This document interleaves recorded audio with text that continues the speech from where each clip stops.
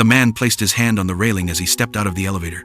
Moments later, just as he exited the shopping mall, the coffee cup in his hand slipped and crashed to the ground. He fell to his knees, completely out of control. A kind passerby approached, about to tell him that begging wasn't allowed here.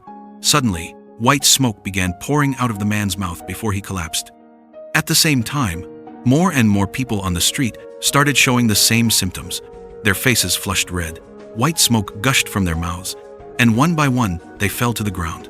But then, a sharp-witted woman seemed to realize what was happening. She screamed to warn everyone, "Don't move! Anyone who moves will die!" By then, many had already perished right there on the street, while only a few who stood completely still survived.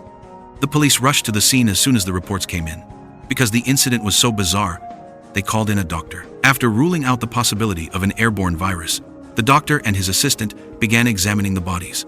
Seeing the corpses still smoking, he concluded it was a case of spontaneous combustion. But what was causing it? Searching for clues, the doctor suddenly noticed a woman staring intently at him.